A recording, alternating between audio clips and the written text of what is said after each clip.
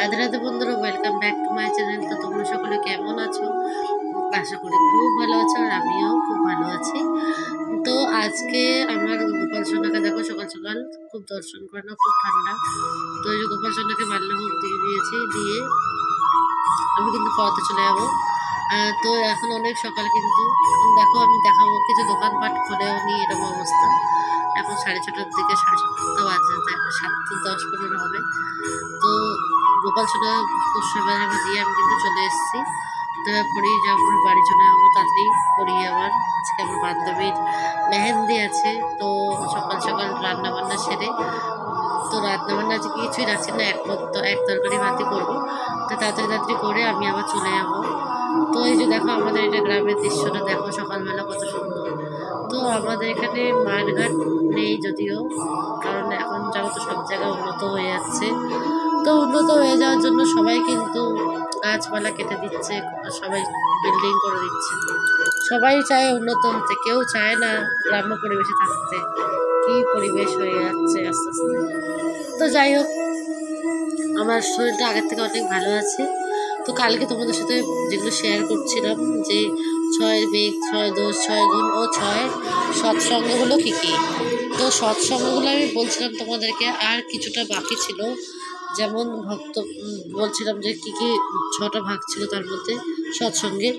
তো প্রথমটা ছিল ভাগবত ভক্তকে প্রয়োজনীয় দ্রব্যপ্রীতিপূর্বক দান, ভক্তের প্রতি তারপর দান সজরে গ্রহণ, নিজের মনের কথা ভক্তের নিকট প্রকাশ করা, ভজন বিষয়ে কথা ভক্তকে জিজ্ঞেস করা। তো এইটা বলার কথা মানে ছিল যে ভজন করে তেমন ব্যক্তি, মানে যে কৃষ্ণকে মানে যে সাধুসঙ্গ করে বা যে ঠাকুরের পথে আছে, তাকেই জিজ্ঞেস করবে সেই ভজন বিষয়ক কথা, তাহলেই সে উত্তর দিতে পারবে। যাকে তাকে জিজ্ঞেস করলে সে তোমার কিন্তু উত্তরের বিরুদ্ধেও কথা বলে দিতে পারে। তৃতীয়, ভক্তের দেওয়া ভগবত প্রসাদ গ্রহণ করা। তো ভক্ত যদি তোমাদেরকে কোনোদিনও প্রসাদ দেয়, তো সেটা তুমি অবশ্যই সাদরে গ্রহণ করবে, কারণ আমরা যেমন প্রসাদ বুঝি না, সবার হাতে তো পাই না। কিন্তু প্রসাদকে অপমান করতে নেই, প্রসাদটা নিতে হয়। নিয়ে তুমি তো যে খায় তাকে দিয়ে দেবে, কিন্তু যদি তার কাছে না নাও, তার মনে দুঃখ লাগবে। আর 6 হচ্ছে ভক্তকে ভগবত প্রসাদ নিবেদন। তো কোনো বাড়িতে যদি কোনোদিনও কোনো ভক্ত আসে, কেউই আসে, যেহেতু তোমার বাড়িতে গোপাল সেবা হয়, তো সবসময় চেষ্টা করবে তাকে কিছু প্রসাদ পাইয়ে তারপর পাঠানো। সে যাই থাকুক, একটা মিষ্টি বা একটা বিস্কুট যাই হোক, তোমার সাধ্যের মধ্যে সেটা তাকে দেওয়ার চেষ্টা করবে। তো এটা ছিল কালকের কথা, যেহেতু অল্প সময় ছিল তাই বলতে পারিনি। তো আজকের বিষয় কিন্তু অন্য। তো আজকের বিষয় হচ্ছে পুরাণ সম্বন্ধে। তো মহর্ষি ব্যাসদেব মানব সমাজের জন্য যে অষ্টাদশ পুরাণ রচনা করেছিলেন, সেগুলি কি কি? তো অষ্টাদশ পুরাণ মানে 18টা পুরাণ, তাই না? আমরা সকলেই জানি দ্বাদশ মানে 12টা, আর একাদশ মানে 11টা, আর অষ্টাদশ মানে 18টা পুরাণ। তো এক এক করে আমরা সব পুরাণের নামগুলো শুনবো। তো তোমরা হয়তো অনেকেই জানো সব পুরাণের নাম, তাও একবার শুনে নাও।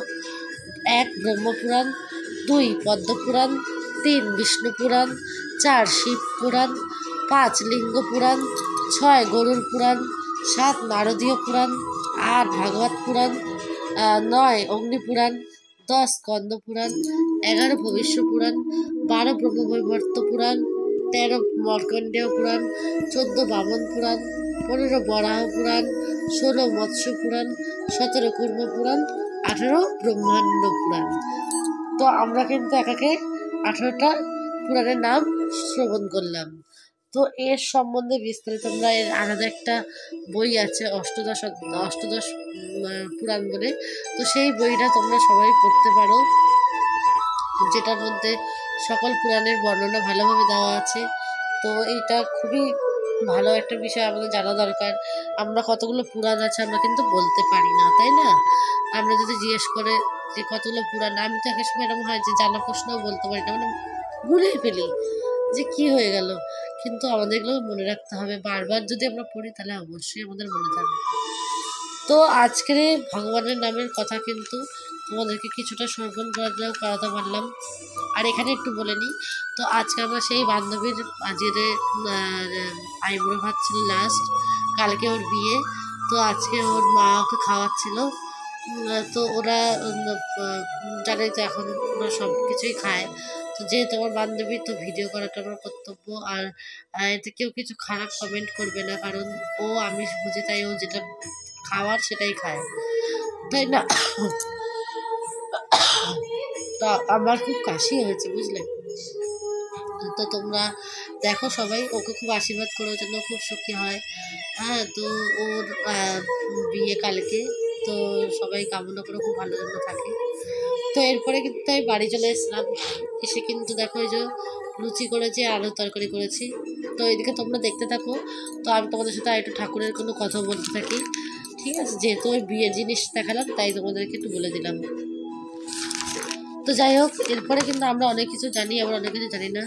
তো যেমন কালকের আমি একটা কথা বলছিলাম যে ভগবত প্রসাদ কিন্তু কেউ দিলে সেটাকে করবে না, যে নেবে না, এরকম করবে না, নিয়ে চলে আসবে, কোনো অসুবিধা নেই, অন্য কেউ খেয়ে নেবে।